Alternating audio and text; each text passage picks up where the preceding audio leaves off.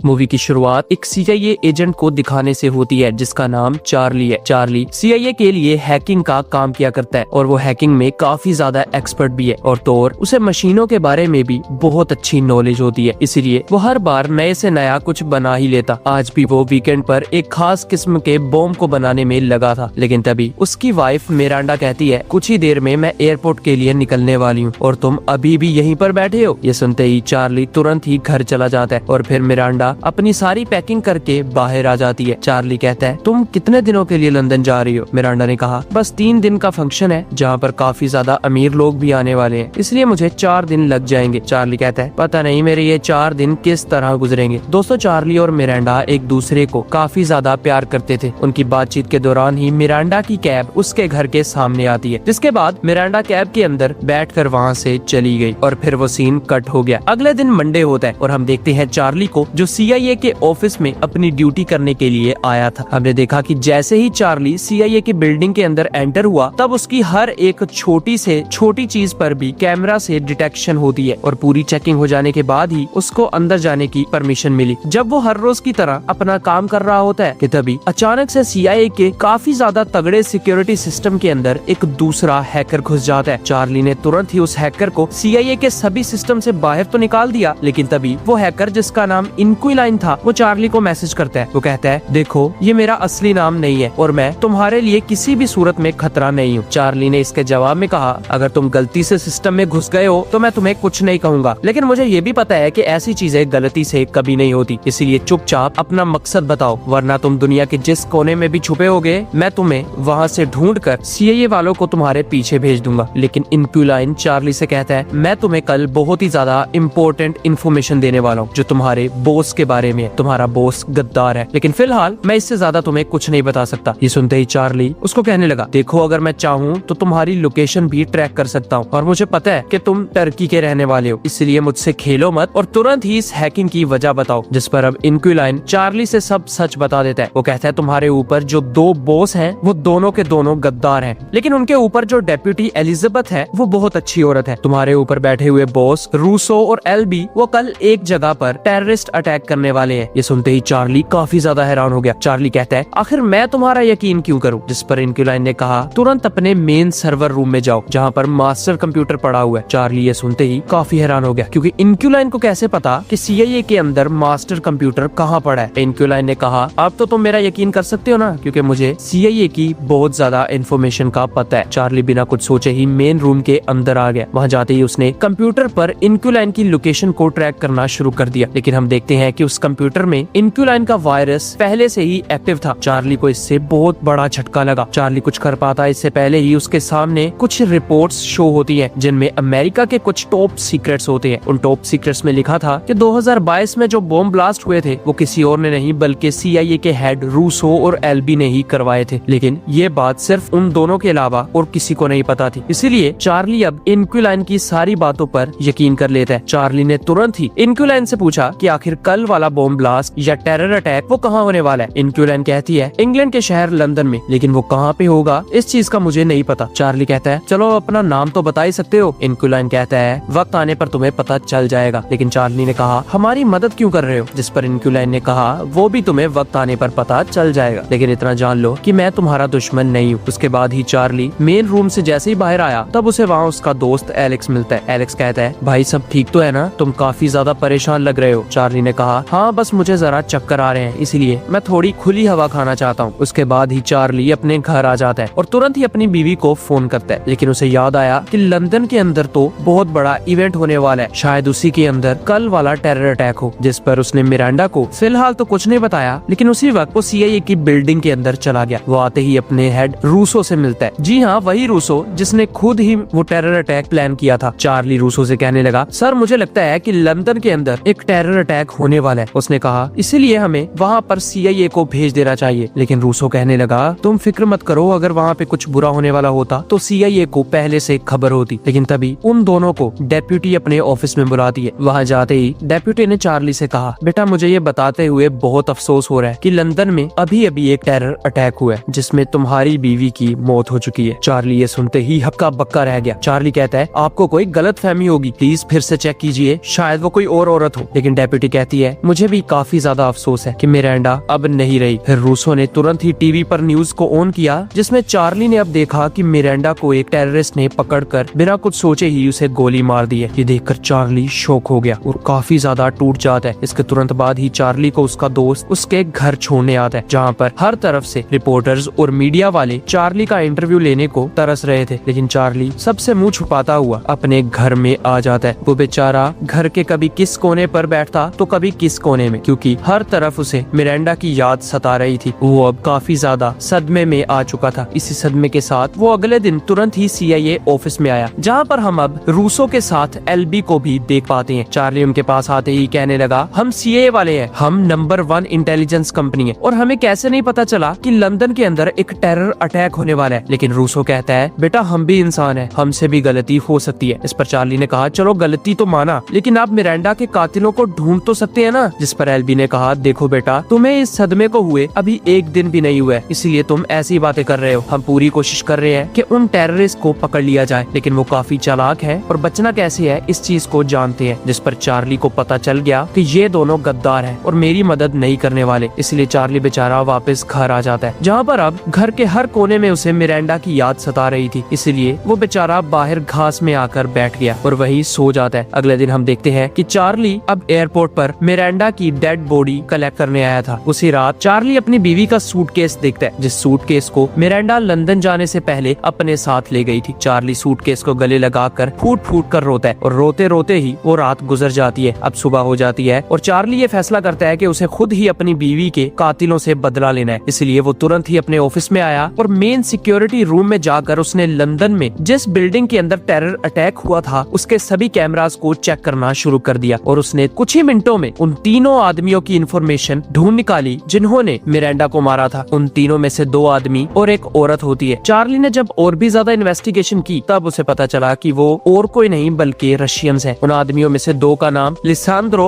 और मोनिसेंट होता है, जबकि उनकी साथी औरत का नाम सेलिन था। दोस्तों चार्ली ने कुछ ही मिनट्स के अंदर अंदर उन सब की पूरी कुंडली निकाल ली, लेकिन रूसो और LB उसे अपने कमरे में बुलाते हैं। वो कहते हैं, तुम्हें ये सब करने की कोई जरूरत नहीं है, इन सबको हम संभाल लेंगे। लेकिन चार्ली उनसे कहता है, संभालने से आपका क्या मतलब है? मैंने कुछ ही देर के अंदर इन सबको ढूंढ निकाला और आपको 3 दिन लग गए ये फैसला करने पर कि हम उनको संभाल लेंगे। आपको तो इतना भी पता नहीं चल पाया जितना मैंने आधे घंटे के अंदर पता कर लिया। चार्ली कहता है, ये शायद आप पता करना नहीं चाहते। जिस पर अब रूसो ने कहा, अगर तुम अपने आप को डॉक्टर को दिखाओगे तो शायद तुम्हारी हालत ठीक हो जाए। चार्ली को पता चल गया कि ये पक्के बिक चुके हैं, इसलिए अब जो भी करना है उसे खुद ही करना है। अगले दिन चार्ली अपने शर्ट के ऊपर एक रिकॉर्डर लगाता है और उस रिकॉर्डर को कुछ पेपर्स पर पेपर क्लिप के जरिए चिपका डालता है। वो पेपर सीधा रूसो के कमरे में गए, जहाँ पर चार्ली उनको उन पेपर्स पर रूसो और LB के किए हुए साइंस को दिखाता है। चार्ली कहता है, ये जो पेपर्स हैं इन पर आपके किए गए साइंस हैं। इन पेपर्स में लिखा है कि 2022 के अंदर लॉस एंजलिस में जो अटैक्स हुए उन पर इंक्वायरी CIA खुद करेगा। इंक्वायरी तो दूर की बात, इन नोटिफिकेशन के बाद में उन अटैक्स पर पेपर वर्क तक नहीं हुआ। मुझे बताइए कि आखिर CIA कब से काम चोर होने लगा? जिस पर अब LB बहुत गुस्से में आ जाता है। वो कहता है, बेटा इससे पहले कि तुम्हें CIA से बाहर निकाल दिया जाए तुम अपनी औकात में रहो और जितना तुम्हें पैसे दिए जाते हैं उतना ही काम करो, ऐसा ना हो कि हम तुम्हें कहीं का ना छोड़े। चार्ली ने कहा, अच्छा होगा कि धमकियां देने से बेहतर आप कुछ काम करें। जिस पर रूसो कहता है, तुम क्या चाहते हो कि आखिर हम करें क्या? जिस पर चार्ली ने कहा, मैं आपसे कुछ नहीं चाहता, बस मैं ये चाहता हूँ कि मुझे इन दीवारों से निकाल कर एक स्पेशल ट्रेनिंग के लिए भेज दिया जाए। मैं खुद ही उस ट्रेनिंग से अपनी बीवी के कातिलों को ढूंढ कर मार गिराऊंगा। ये सुनते ही रूसो और LB जोर जोर से हंसने लगे। वो कहते हैं, लगता है तुम कल रात जॉन विक देख के आए हो। इस पर चार्ली कहता है, जॉन विक का तो पता नहीं, लेकिन मैं तब तक शांति से नहीं बैठूंगा जब तक मैं अपनी बीवी के कातिलों को ढूंढ कर मार ना पाऊं। ये सुनते ही LB ने कहा, चलो ठीक है, हम तुम्हें 1 महीने के लिए स्पेशल ट्रेनिंग देने के लिए फील्ड में भेजने को तैयार है, लेकिन याद रहे CIA तुम्हें इसके बाद होने वाले जो भी तुम काम करते हो उस पर कोई मदद नहीं करेगा, और तो और ना कोई पैसा और ना ही कोई प्रोटेक्शन मिलेगी। जिस पर चार्ली कहता है, मुझे कुछ नहीं चाहिए, बस मुझे स्पेशल ट्रेनिंग लेनी है। फिर चार्ली तुरंत ही वहाँ से बाहर आ गया। उसके बाहर आते ही हम देखते हैं रूसो और LB को, जो कहते हैं, लगता है उसे हमारे बारे में काफी कुछ पता चल चुका है। इस पर LB ने कहा, जितने दिन ये ट्रेनिंग करेगा इसके पीछे से हम इसकी हर एक चीज को छान मारेंगे और इसके भी सीक्रेट्स को हम अपने पास रखेंगे ताकि ये हमारे खिलाफ आगे से कभी ना भौंके। फिर कुछ घंटों बाद हम देखते हैं चार्ली को, जो अब स्पेशल ट्रेनिंग के लिए बैंडो नाम के एक कर्नल के पास आया था। बैंडो कहता है, मेरा नाम है मेजर बैंडरसन और तुम मुझे बैंडो बुला सकते हो। फिर वो दोनों एक कार में बैठकर साइड की तरफ जाने लगे। बेंडो ने कहा, अगले 30 दिनों में तुम्हें बिल्डिंग से बाहर नहीं निकलने दिया जाएगा और तुम्हें दिन रात ट्रेनिंग करनी होगी। इस पर चार्ली कहता है, मैं तो करने ही ट्रेनिंग आया हूँ। लेकिन बेंडो ने कहा, वो तो वक्त ही बताएगा। इसके बाद सीन कट हुआ और हम देखते हैं CIA की बिल्डिंग को, जहाँ रूसो और एल्बी पूरे जोर लगा देते हैं कि चार्ली के ऑफिस में से उन्हें कोई काम की चीज मिल जाए। लेकिन कई घंटों की तलाशी के बाद भी उन्हें कुछ हाथ नहीं लगता। यहाँ हमने देखा चार्ली को, जो फायरिंग की प्रैक्टिस कर रहा था, वो लगातार टारगेट को मिस ही किया जा रहा होता है। उसकी एक भी बुलेट निशाने पर नहीं लगती। इसी वजह से बेंडो ने कहा, चलो जरा करीब से ट्राई करते हैं। मगर वहाँ से भी चार्ली बिल्कुल फेल हो गया। चार्ली कहता है, जरा और पास जाने दो और फिर देखना मैं उसका भेजा उड़ा दूंगा। मगर बेंडो ने कहा, अगर तुम इतने पास जाओगे तो तुम्हें फिर गन की क्या जरूरत है? जाओ जाके मार्शल आर्ट सीखो, यहाँ क्या करने आए हो? ये सुनते ही चार्ली काफी शर्मिंदा हो गया। यहाँ दूसरी तरफ एल्बी और रूसो चार्ली के घर तक पहुँच गए थे। उन्होंने चार्ली के सभी सामान को चेक किया मगर उन्हें वहाँ कुछ भी नहीं मिला। दोस्तों, चार्ली ने एक बहुत बड़ा प्लान बना रखा था और उसे पता था कि उसे अपने पीछे एक भी सबूत नहीं छोड़ना। इसीलिए रूसो और एल्बी की लाख कोशिशों के बावजूद भी चार्ली का वीक पॉइंट नहीं ढूंढ पाते। यहाँ दूसरी तरफ चार्ली और बेंडो एक कमरे में बैठे थे। बेंडो ने चार्ली को कहा, तुम्हें 20 दिन हो चुके हैं और तुमने शूटिंग के नाम पर सिर्फ गन को पकड़ना ही सीखा है। बताओ, इस तरह मारोगे क्या अपने बीवी के किलर्स को? चार्ली कहता है, आपको कैसे पता कि मैं अपनी बीवी के किलर्स को मारूंगा? बेंडो ने कहा, वो सब कुछ छोड़ दो, तुम ये गन पकड़ो और इसे जल्दी से मुझ पर शूट कर दो। मगर चार्ली कहता है, अगर एक गोली भी चल गई तो आप मारे जाओगे। बेंडो ने कहा, मुझे पता है, इसलिए जो मैंने कहा है वो काम करो। मगर चार्ली से डर के मारे फायर नहीं होता। बेंडो कहता है, देखा ना, तुम अपनी बीवी के किलर्स को मार नहीं पाओगे। लेकिन चार्ली ने कहा, जब टाइम आएगा तब मैं उन्हें हिम्मत जुटाकर मार दूंगा। जिस पर बेंडो ने कहा, जब वक्त आएगा ना तब तुम्हें ये भी याद नहीं रहेगा कि गन के किस छेद से गोली बाहर आती है। इसलिए तुम्हें शरीर से ज्यादा दिमाग का इस्तेमाल करना होगा। फिर बेंडो कहता है, बेटा, मैंने काफियों को ट्रेनिंग दी है लेकिन तुम जैसा नहीं देखा। तुम दिमाग से तेज हो लेकिन शरीर से बहुत कमजोर। इसलिए मैं तुम्हें फिजिकल ट्रेनिंग नहीं दे सकता। तुम्हें सिर्फ अपने दिमाग से ही सबको ढेर करना होगा। इतना कहकर बेंडो वहाँ से चला गया। अब हम देखते हैं एल्बी और रूसो को, जिन्होंने 20 दिन ढूंढने के बावजूद भी चार्ली के खिलाफ एक सबूत भी नहीं ढूंढा। इसलिए वो अब बेंडो को ऑर्डर देते हैं कि जाओ जल्दी से चार्ली को जान से मार दो, ताकि वो रूसो और एल्बी के खिलाफ गवाही ना दे। जब बेंडो चार्ली के कमरे में आया तब उसने देखा कि चार्ली कमरे में है ही नहीं। ये देखकर बेंडो काफी ज्यादा हैरान होता है। अब हम देखते हैं चार्ली को, जो एक एयरपोर्ट पर बैठा रूसो और एल्बी की सभी बातों को सुन रहा था, क्योंकि जिन पेपर्स को चार्ली ने रूसो और एल्बी को दिया था, जी हाँ, वही पेपर्स जिन पर रूसो और एल्बी के साइन होते हैं, उन पर चार्ली ने पहले से ही एक माइक्रोफोन लगा दिया होता है और सभी बातें वो रियल टाइम में बैठा सुन रहा था। लेकिन इस रिकॉर्डर के बारे में रूसो को भी पता चल जाता है। रूसो ने तुरंत ही उस रिकॉर्डर में बोला, चार्ली, हम तुम्हें ढूंढ तो लेंगे। जिसके तुरंत बाद ही हम देखते हैं चार्ली को, जो अब सीधा प्लेन में बैठकर लंदन आ चुका था। उसके पास काफी ज्यादा पैसे और साथ ही साथ बहुत सारे फेक पासपोर्ट्स थे, जिनकी मदद से अब वो कहीं भी ट्रेवल कर सकता है। अब उसने लंदन में एक अपार्टमेंट लिया, क्योंकि उसे सेलिन की लोकेशन के बारे में पता चल चुका था। जी हाँ, ये वही लड़की है जो उस दिन टेररिस्ट अटैक में शामिल थी। चार्ली देखता है कि सेलिन हर रोज अपने बॉयफ्रेंड के साथ 2 घंटों के लिए बाहर कहीं घूमने जाती है। इसीलिए उसी टाइम के अंदर चार्ली तुरंत ही उसके अपार्टमेंट का लॉक तोड़कर अंदर चला गया, जहाँ पर उसने तलाशी शुरू कर दी, इस उम्मीद में कि शायद उसे लिसेंड्रो और मनीसेंट के बारे में कुछ लीड मिल जाए। वो देखता है उनकी दीवार में काफी ज्यादा पेंटिंग्स लगी थी, लेकिन एक ड्रॉर के अंदर चार्ली को गन मिलती है। इसलिए चार्ली ने तुरंत ही वो गन अपने पास रख ली। मगर तभी उसे फोन पर एक नोटिफिकेशन आया, जिसमें लिखा था कि सेलिन दोबारा अपने अपार्टमेंट में आ रही है। वो नोटिफिकेशन और किसी का नहीं बल्कि इनक्यूलाइन का ही था। जब चार्ली ने फोन पर ट्रैकर को देखा तब उसे पता चला कि सेलिन उसके काफी करीब आ चुकी है। इसीलिए वो तुरंत ही उस अपार्टमेंट से बाहर आ गया और जरा पीछे होकर छुप जाता है। सेलिन और उसका बॉयफ्रेंड जब अपार्टमेंट के अंदर जाने लगे तब चार्ली ने उन पर गन पॉइंट कर दी, लेकिन बेंडो की बात सच थी और वो वक्त आने पर शूट नहीं कर पाया। इसलिए वो डर के मारे वहाँ से भागने लगता है और भागता भागता तुरंत ही अपने अपार्टमेंट में आ जाता है, जहाँ पर आते ही वो इनक्यूलाइन से बात करने लगा। लेकिन इनक्यूलाइन अब उसे कोई भी रिप्लाई नहीं देता। अगले ही पल हम देखते हैं चार्ली को, जो अगले दिन सेलिन का पीछा करते करते एक हॉस्पिटल के अंदर आ चुका होता है। दरअसल सेलिन वहाँ पर अपना रेगुलर चेकअप करवाने आई थी, लेकिन तभी वहाँ चार्ली ने उन सबके कंप्यूटर्स में वायरस डाल दिया और उन सभी कंप्यूटर्स को बंद कर दिया। इसीलिए डॉक्टर तुरंत ही सेलिन को छोड़कर वहाँ से बाहर आ जाता है। इसी मौके का फायदा उठाते हुए चार्ली ने तुरंत ही सेलिन के पास आकर उसके चेम्बर का दरवाजा बंद कर दिया और तुरंत ही एक बेहोशी वाला पाउडर उसके चेम्बर में डालना शुरू कर दिया। सेलिन कहती है, कौन हो तुम और ये क्या कर रहे हो? चार्ली ने कहा, इन बातों के लिए टाइम नहीं है, मुझे जल्दी से बता दो कि लिसेंड्रो और मोनिसेंट कहाँ मिलेंगे। मगर सेलिन कहती है, मुझे नहीं पता कि तुम किस बारे में बात कर रहे हो। लेकिन तभी चार्ली ने और भी ज्यादा पाउडर अंदर अंदर फेंकना शुरू कर दिया और चार्ली फिर पूछता है कि तुम्हारे पास 15 सेकंड है, इसके बाद तुम बेहोश हो जाओगी। मगर सीलीन कहती है मुझे इसके बारे में कुछ भी नहीं पता। जैसे ही सीलीन बेहोश होने वाली थी तभी बेचारे चार्ली ने उस चैम्बर का दरवाजा खोल दिया। उसने जैसे ही वो दरवाजा खोला तभी सीलीन ने तुरंत ही चार्ली पर अटैक कर दिया। उन दोनों की आपस में फाइट शुरू हो जाती है। सीलीन चार्ली पर काफी ज्यादा भारी पड़ रही थी और उसी तरह वो वक्त रहते डॉक्टर के ऑफिस से बाहर आ गई। चार्ली भी उसके पीछे पीछे ही होता है। वो जैसे ही रोड पर भाग रही थी तभी उसे एक वैन ने टक्कर मार दी, जिससे सीलीन मौके पर ही मारी जाती है। दोस्तों, चार्ली को सीलीन से कुछ भी इंफॉर्मेशन नहीं मिल पाई, इसीलिए उसने सीलीन का फोन उठाया और तुरंत वहाँ से भागना शुरू कर दिया। वो जल्दी से अपने अपार्टमेंट में आता है और अपनी सभी चीजों को पैक करके वहाँ से दूसरे शहर जाना चाहता था ताकि कोई भी उसे ट्रैक न कर पाए। वो दूसरे शहर आते ही एक बार के अंदर आया, जहाँ पर अब उसने देखा कि बैंडो उसी के पीछे पड़ा हुआ है। जैसे ही चार्ली की नजर उस पर पड़ी तो उसने तुरंत ही वहाँ से भागना शुरू कर दिया। चार्ली भागते भागते एक दूसरे क्लब के अंदर आ गया, लेकिन बैंडो वहाँ भी पहुँच जाता है। बैंडो कहता है भागने की कोई जरूरत नहीं है और इसका फायदा भी नहीं होगा। चार्ली ने कहा आपने मुझे ढूंढ कैसे लिया? बैंडो कहता है सीआईए में क्या तुम ही सबसे अच्छे हैकर थे? लेकिन ये सब छोड़ो चार्ली, तुम जो करने जा रहे हो ना इसमें बहुत ज्यादा खतरा है, इसलिए चुपचाप घर चले जाओ और वहाँ कहीं छुप जाना, नहीं तो यहाँ बेमौत मारे जाओगे और यहाँ कोई तुम्हें पूछेगा भी नहीं। चार्ली कहता है सॉरी, लेकिन अब मैं पीछे नहीं हटने वाला। जिस पर बैंडो ने कहा चलो कोई बात नहीं, मुझे पता है कि सीआईए वाले दूध के दूल्हे नहीं है, इसीलिए मैं तुमको तुम्हारे हाल पर छोड़ता हूँ। इतना कहकर चार्ली वहाँ से बाहर आ जाता है। अगले ही पल वो सीन कट हो गया। हम देखते हैं टर्की का सीन, जहाँ पे चार्ली अब टर्की के अंदर होता है क्योंकि इंक्विलाइन ने उसे टर्की आने को बोला था। इंक्विलाइन कहता है मैं तुम्हें वहीं पर मिलूंगा। इंक्विलाइन की बताई हुई लोकेशन पर जैसे ही चार्ली पहुंचा तब वहाँ पर चार्ली ने देखा कि इंक्विलाइन कोई लड़का नहीं बल्कि एक लड़की है और वो मुस्लिम भी होती है। चार्ली कहता है तुमने सीआईए की हाई सिक्योरिटी को किस तरह तोड़ा और उनके कंप्यूटर्स को हैक कैसे किया? जिस पर इंक्विलाइन कहती है मेरा नाम है सारा और मेरे पति सीआईए के अंदर काम किया करते थे, लेकिन उन्होंने रूसो और एलबी का राज फाश करने की कोशिश की, जिस वजह से रूसो और एलबी ने उन्हें जान से मरवा दिया। लेकिन वो मुझे भी सब कुछ सिखाया करते थे, इसीलिए मैं आराम से उन पासवर्ड्स को हैक करके तुम तक पहुंच गई। लेकिन चार्ली कहता है अब तुम्हें तो पता है ना कि रूसो और एलबी बहुत खतरनाक है, ये सब जानते हुए भी आखिर तुम मेरी मदद क्यों कर रही हो? ऐसे तो वो तुम्हारी जान के भी पीछे पड़ जाएंगे। लेकिन सारा ने कहा मुझे अपनी जान की कोई परवाह नहीं है, मैं तो बस तुम्हारा भला करना चाहती हूँ। जैसे मुझे पता चला कि तुम्हारी बीवी भी उस टेररिस्ट अटैक में मारी गई है तब मैंने तुम्हारा साथ देने की ठान ली। पहले तो मैं सिर्फ रूसो और एलबी के प्लान को चौपट करने में लगी थी, लेकिन अब मैं तुम्हारा हर तरह से साथ दूंगी। इसके तुरंत बाद ही हम देखते हैं चार्ली को, जो एक होटल में आया होता है। उसने आते ही एक वैक्यूम वाली मशीन को स्विमिंग पूल के वैक्यूम चैम्बर के अंदर फिट कर दिया। इस चीज का क्या मकसद है ये हमें आगे चल के पता चलेगा। जिस जगह चार्ली आया था वहाँ पर उसे मोनीसेंट मिलने वाला होता है, लेकिन तभी हम देखते हैं सैरा को, जो कहती है वहाँ पर एक दूसरा आदमी भी है जो सीआईए के लिए ही काम करता है और एक जॉनसन नाम का आदमी है जो रशियन इंटेलिजेंस के लिए काम करता है। चार्ली कहता है सीआईए का आदमी बैंडो है, लेकिन दूसरे आदमी का मुझे कोई पता नहीं। सारा कहती है ये रशियन मोनीसेंट का ही आदमी होगा, इसलिए तुम्हें इन दोनों से बच के रहना है। यहाँ पर हम देखते हैं मोनीसेंट को, जो इतना ज्यादा अमीर था कि उसने अपने पूरे अपार्टमेंट में स्विमिंग पूल बना रखा था और वो सबसे टॉप फ्लोर पर होता है, जहाँ पर वो हर रात को बड़े मजे से स्विमिंग करता था। आज भी वो हर रोज की तरह स्विमिंग कर रहा होता है, लेकिन तभी वहाँ पर चार्ली आ गया। मोनीसेंट कहता है लगता है तुम्हें तुम्हारी जान प्यारी नहीं है, तुम ऊपर क्या कर रहे हो? इस पर चार्ली ने कहा ऊपर तो अब तू जाने वाला है, मैं जैसे ही इस बटन को प्रेस करूंगा तो ये मोटा ग्लास टुकड़े टुकड़े हो जाएगा और तू सीधा ऊपर चला जाएगा, इसलिए मुझे बता दे कि लिसेंड्रो आखिर कहाँ मिलेगा। ये सुनते ही मोनीसेंट डर जाता है और उसने तुरंत ही लिसेंड्रो की लोकेशन का पता चार्ली को बता दिया। मगर चार्ली को इतना ज्यादा गुस्सा था कि वो आखिरकार बटन प्रेस कर ही देता है, जिससे वो ग्लास आहिस्ता आहिस्ता करके टूटने लगा। मोनीसेंट ने तैर कर बाहर निकलने की बहुत कोशिश की, लेकिन तभी वो ग्लास टूट जाता है और मोनीसेंट सीधा नीचे गिर के मारा गया। चार्ली सैरा के कहने पर वहाँ से तुरंत ही भाग जाता है, मगर तभी उसके पीछे जॉनसन और बैंडो पड़ गए। एक जगह पर जब वो चार्ली को पकड़ने वाला था तभी जॉनसन पर बैंडो ने अटैक कर दिया और बैंडो जॉनसन को काफी ज्यादा पीटने लगा, लेकिन जॉनसन भी कुछ कम नहीं था। जॉनसन ने अपने गन से बैंडो के पेट पर फायर कर दिया, लेकिन बैंडो ने अगले ही पल जॉनसन के सर पे शूट करके उसे मार गिराया। और फिर बैंडो चार्ली से कहता है मैं तुम्हें यहाँ पकड़ने के लिए नहीं बल्कि तुम्हारी मदद करने के लिए आया था, इसलिए अब जाओ और अपनी बीवी का बदला लो। अगर किसी तरह जिंदा बच गए तो ये ना कहना कि मैं तुम्हारे साथ मिला हुआ हूँ, इसीलिए मेरी नौकरी तो जाएगी और साथ ही साथ मेरी जान भी जाएगी। ये सुनते ही चार्ली तुरंत ही वहाँ से भाग जाता है। फिर हम देखते हैं रात का सीन, जहाँ सैरा और चार्ली जिस जगह पर रह रहे थे वहाँ पर टर्किश आर्मी ने उन पर हमला कर दिया। टर्किश आर्मी ने ये सब कुछ अमेरिकन सीआईए के कहने पर किया होता है, लेकिन सैरा चार्ली को लेकर एक कार में बैठी और तुरंत ही वहाँ से भागने लगी। उन पर चारों तरफ से फायरिंग होना शुरू हो जाती है, लेकिन सहरा उन सबको चकमा देते हुए बड़ी महारत के साथ कार चला रही थी। लेकिन एक बुलेट सहरा की छाती पर जा लगी, जिससे बेचारी सहरा मौके पर ही मारी जाती है। चार्ली ये देखकर काफी ज्यादा डर गया। उसने तुरंत ही सहरा को साथ वाली सीट पे किया और खुद कार चलाना शुरू कर देता है। लेकिन खुशकिस्मती से अब वो टर्किश आर्मी से बचकर एयरपोर्ट पर आ गया, जहाँ से सीधा ही प्लेन पकड़कर वो लिसेंड्रो की लोकेशन पर पहुंच जाता है। लेकिन तभी उसके पीछे से किसी ने चार्ली पर वार किया और उसको बेहोश करके लिसेंड्रो की बोट में ले आता है। चार्ली जैसे ही लिसेंड्रो के पास आया तो लिसेंड्रो कहता है, तुमने सिलीन को मारा, मोनिसेंट को भी मार डाला, और तुमने एक पल के लिए भी ये नहीं सोचा कि मुझे पता तक नहीं चलेगा, और तो और तुम इतने बेवकूफ हो कि लिसेंड्रो को मारने चले आए। चार्ली कहता है, मैं तो बस तुम्हें मारना चाहता हूँ, मुझे किसी और चीज का नहीं पता। तुमने मेरी बीवी को मारा था, इसलिए अब तुम भी मरोगे। लिसेंड्रो ने कहा, मैंने नहीं, तुम्हारी बीवी को एलबी और रूसो ने मारा है। मैंने उन दोनों के कहने पर ही अपने 2 साथियों के साथ वो टेररिस्ट अटैक करवाया था। हमारा मिशन तो कोई और था। तुम्हारी बीवी रास्ते में आई तो मैंने तो अपने रास्ते का कांटा साफ किया था। असलियत में सारा क्रेडिट CIA को जाना चाहिए, लेकिन अगर तुम इस मास्टर प्लान का क्रेडिट मुझे देना चाहते हो तो मैं खुशी खुशी ये क्रेडिट ले लेता हूँ। अब बताओ, अब भी तुम मुझे मारना चाहते हो या CIA के एलबी और रूसो को? चार्ली कहता है, तुम तो जरूर मरोगे। जिस पर अब लिसेंड्रो अचानक से चार्ली को गन देकर कहने लगा, लो ये लो गन, और एक ही झटके में मुझे मार गिराओ। दोस्तों, चार्ली ने तुरंत से गन ली और हमें लगता है कि चार्ली अपनी गन से लिसेंड्रो को मार गिराएगा, जिससे लिसेंड्रो के आदमी चार्ली को भी नहीं छोड़ेंगे। मगर तभी हम देखते हैं कि चार्ली ने तुरंत ही वो गन छोड़ दी और उन्होंने देखा कि लिसेंड्रो की बोट अब आउट ऑफ कंट्रोल हो चुकी है। यानी चार्ली ने ये सब कुछ अपने प्लान के मुताबिक किया था और उसने पहले ही चार्ली की बोट को घर बैठे ही हैक करके उसकी लोकेशन सीधा LOC के पार की लगा दी। अब वो बोट नॉर्वे से रोमानिया का बॉर्डर क्रॉस कर देती है, जिससे तुरंत ही रोमानियन आर्मी उनकी बोट को हर तरफ से घेर लेती है। चार्ली सुकून से बैठा पानी पी रहा था। इतने में रोमानियन आर्मी वाले लिसेंड्रो और उसके आदमियों को पकड़ लेते हैं। चार्ली कहता है, मेरा नाम है चार्ली और मैंने ही आपको इन सब की इन्फॉर्मेशन दी थी। इसीलिए वो चार्ली को सही सलामत अमेरिका भेज डालते हैं। इसी के साथ चार्ली का ये बदलाव पूरा हुआ। हम देखते हैं CIA की डेप्यूटी को, जो प्रेस कॉन्फ्रेंस में ये कहती है कि हमें अंदर की खबर से पता चला है कि एलबी और रूसो गद्दार है, इसलिए हम उन्हें जेल के अंदर डाल रहे हैं। वो अंदर की खबर और किसी ने नहीं बल्कि चार्ली ने ही दी थी। इसके तुरंत बाद ही चार्ली अब काफी ज्यादा सुकून में आ जाता है। वो जब अपनी कार में बैठा था तब बैंडो उसके पास आया और कहने लगा, कभी कभी लड़ाइयाँ हथियारों से नहीं बल्कि दिमागों से जीती जाती हैं। इतना कहते ही बैंडो वहाँ से चला जाता है। इसी हैप्पी एंडिंग के साथ ये मूवी यही खत्म हो जाती है। Thanks for your time.